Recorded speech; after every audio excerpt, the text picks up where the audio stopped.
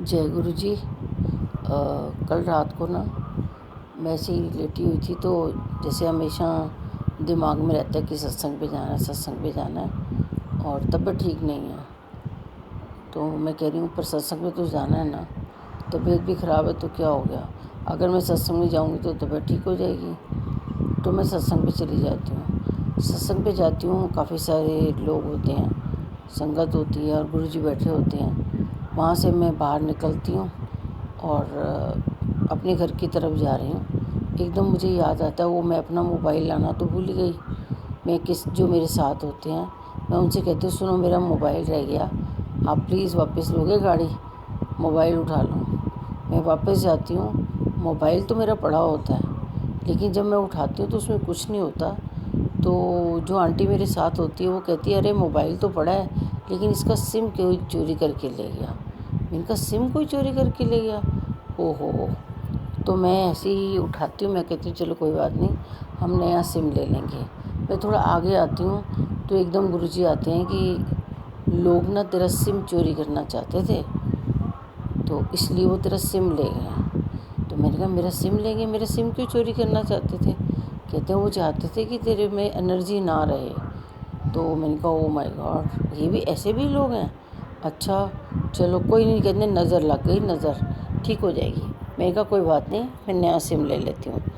मैं अपने घर की तरफ वापस आती हूँ, रास्ते में आती हूँ और घर पहुँचती हूँ और मैं विज़न में ही विज़न देखती हूँ कि गुरुजी बैठे हैं। तो मैंने कह रही हूँ गुरुजी ऐसे कैसे होता है? तो गुरुजी एकदम मुझे कहते हैं, मैंने तेरे को उस दिन बोला था ना कि तेरे कर्म कट गए हैं। तूने तो और लोगों को भी बोला था कि कर्म कट गए हैं। गुरुजी ने मामदस्ते में कूट के पाउडर बना दिया है और मुंह पे लगा लो। कर्म दो तरह से कटते हैं, एक तो हम अपने कर्म करते हैं अच्छे तो कर्म कट जाते हैं, फिर मैं उन्हें कूट के मुंह पे लगा देता हूँ, ताकि वो खुशी जो चेहरे पे नज़र आई है, वो खुशी का मतलब होता है कर्म कटना। तो हमेशा खुशी तो रहती है। तो मैंने कहा अच्छा फिर दूसरा, कह रहे दूसरा वो होता है जो भी किया जैसे भी किया, जब टाइम पूरा हो गया उठाया, क्रिमिनेशन ग्राउंड ले गए, जला दिया, जो राख होती है वो भी पाउडर बन जाता है। एक वैसे कर्म कटते हैं, पर वो वाले जो कर्म करते हैं उसके अंदर क्या होता है कि जब अगले जन्म लोगे ना, तो पिछले जो बच गया बैलेंस है, वो बैलेंस जो बच गया होता है ना, वो आगे पर्चा आगे रख देते हैं कि ये पहले क्लियर कर दो फिर आगे चलना। तो मैंने कहा ये तो बड़ी गड़बड़ है। कह रहे तभी तो आया हूँ प्यार से आराम से हर बात को समझाने। तो मैंने कहा हाँ, मैंने तो सबको ये सत्संग साथ साथ सुनाती रहती हूँ। कह रहे सुनाने और समझने में बहुत फ़र्क होती है ना। तो उन्हें लग रहा था कि तेरे सिम में सारी समझदारी सिम में है, तो इसलिए तेरा सिम चोरी करना चाहते थे। तो मैंने बोला अच्छा कोई बात नहीं, आप हो ना, आपके होते हुए कोई चीज़ चोरी कर सकता है? कह रहे हाँ, जैसे खुशी होती है ना, खुशी चेहरे पे, वो कोई चोरी नहीं कर सकता अगर तुम अपने पास संभाल के रखो। मैं कहा बिल्कुल, वो तो कोई तिजोरी में थोड़ी रखी हुई है, वो तो चेहरे पे ही है, वो तो आपने दी है। कह रहे यही तो बताता हूँ कि जो खुशी मैंने दी है या जो चीज़ मैं देता हूँ वो कोई छीन नहीं सकता, पर फिर भी लोग ऐसी गलतियाँ कर देते हैं। मैंने कहा हाँ कोई बात नहीं, सबको माफ़ कर दो, छोड़ो, कुछ नहीं होता। इतनी देर में ना गुरुजी मुझे पहले भी कई बार बता चुके हैं कि मंदिर में 2 चपातियाँ मिलती हैं। एक चपाती खाने से तुम्हारा पास्ट क्लियर होता है और दूसरी चपाती खाने से तुम्हारा फ्यूचर ब्राइट होता है। और प्रेजेंट में तुम आ रहे हो ना मंदिर, लंगर खा रहे हो ना, तो प्रेजेंट तो संवर ही रहा है। अगर प्रेजेंट में तुम खुश हो, समर्पण कर दिया है, सब ठीक ठाक चल रहा है, तो तुम्हारा एक चपाती से पास्ट मुक जाएगा, साफ हो जाएगा, और दूसरी से तुम्हारा फ्यूचर ब्राइट हो जाएगा। तो इसीलिए तो मैं मंदिर बुलाता हूँ, ये सब करने के लिए। बस ये सब करना है तो प्रेजेंट में खुश रहना ज़रूरी है। प्रेजेंट में खुश रहोगे तभी ये काम होगा। इतनी देर में ना गुरुजी एक पेंसिल शार्प करते हैं और लिखना शुरू कर देते हैं। तो मैं उचक उचक के पढ़ती हूँ इन्होंने क्या लिखा है। तो जैसे एक लाइन लिखते हैं मैं पढ़ती हूँ, इतनी देर में वो दूसरे पे चले जाते हैं तो पहली लाइन मिट जाती है। तो मैंने कहा अभी मैंने पूरी तरह पढ़ी नहीं, मिट भी गई, आप तो दूसरी पे पहुँच गए। कह रहे वो तो पास्ट है ना, मिटा दिया।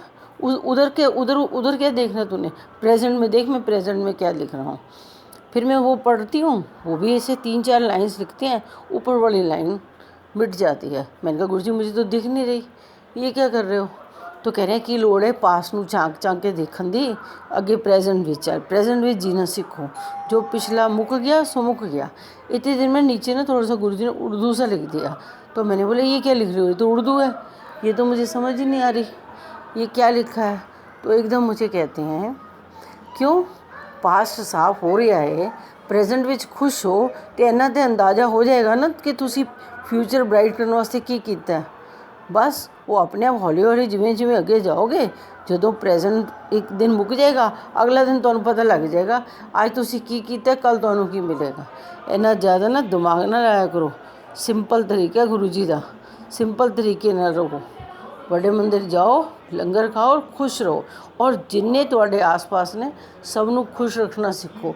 ਉਹਨੂੰ ਕਹਿੰਦੇ ਨੇ ਪ੍ਰੈਜ਼ੈਂਟ ਵਿੱਚ ਪ੍ਰੈਜ਼ੈਂਟ ਨੂੰ ਸਵਾਰਨਾ। ਜਿਸ ਵੇਲੇ ਪ੍ਰੈਜ਼ੈਂਟ ਸਮਝ ਜਾਏਗਾ ਨਾ ਤੇ ਪਾਸਟ ਦੀ ਤੇ ਚਿੰਤਾ ਤੁਸੀਂ ਕਰੋ ਹੀ ਨਹੀਂ, ਉਹ ਤਾਂ ਤੁਸੀਂ ਮੇਰੇ ਕੋਲ ਛੱਡ ਆਇਓ, ਕਿਉਂਕਿ ਪਿੱਛੇ ਮੁੜ ਕੇ ਤਾਂ ਵੇਖਣਾ ਹੀ ਨਹੀਂ। ਔਰ ਫਿਊਚਰ ਜਿਹੜਾ ਹੈ ਉਹ ਵੈਸੇ ਹੀ ਬਰਾਈਟ ਹੈ, ਕਿਉਂਕਿ ਪ੍ਰੈਜ਼ੈਂਟ ਵਿੱਚ ਇੰਨਾ ਕੁਝ ਕਮਾ ਲਿਆ ਤੇ ਅੱਗੇ ਜਾ ਕੇ ਹੀ ਮਿਲੇਗਾ ਨਾ। ਤੇ ਤੁਸੀਂ ਅੱਗੇ ਦਾ ਰਸਤਾ ਸਵਾਰੋ, ਪਿਛਲਾ ਸਾਫ ਮੈਂ ਆਪੇ ਕਰ ਦਿਆਂਗਾ, ਪ੍ਰੈਜ਼ੈਂਟ ਵਿੱਚ ਖੁਸ਼ ਰਹੋ, ਫਿਰ ਦੇਖਣਾ ਸਫ਼ਰ ਕਿੰਨਾ ਸੋਹਣਾ ਔਰ ਚੜ੍ਹਦੇ ਹੀ ਚਲੇ ਜਾਓਗੇ। ਹੈ ਨਾਨਕ ਨਾਮ ਚੜ੍ਹਦੀ ਕਲਾ ਤੇਰੇ ਭਾਣੇ ਸਭ ਦਾ ਭਲਾ। बस इस तरफ ध्यान दो, बाकी सब गल्ला में कुछ नहीं पे आया। तो इतनी देर में मैं उठती हूँ और मैं कहती हूँ हाय गुरु जी आपने तो बड़ा कुछ बता दिया, रोज़ थोड़ा थोड़ा तो बताते रहते हो। कहते हैं हाँ पहले वर्ड सिखाना ना, जो सेंटेंस बनाने आ जाते ने तो फिर मैं सेंटेंस वर्ड्स ਨੂੰ जोड़ के सेंटेंस बनाना सिखा देना। जिसलिए मैंने लगता है हूँ सेंटेंस बनाने आ गए ने तो मैं फिर थोड़े बड़े समरी लिखवाने लगा। लेकिन जिस दिन समरी लिखनी आ जाएगी उस दिन तो लिखना ही सीखोगे ना, अजे उन्होंने समझने में तो टाइम लगेगा ना। कोई गल नहीं, बड़े मंदिर आते रहो, लंगर खाते रहो, खुश रहो, लोगों को खुश रखो, नाले जोड़ी जाओ तो नाले तारी जाओ। जिसले उन्होंने जोड़ोगे उन्होंने उतारोगे तो तुहाडा राह आपे साफ हो जाएगा। तुम थोड़े कुछ करना है, बाकी तो सब मैं करना। बस जय गुरु जी, जय गुरु जी।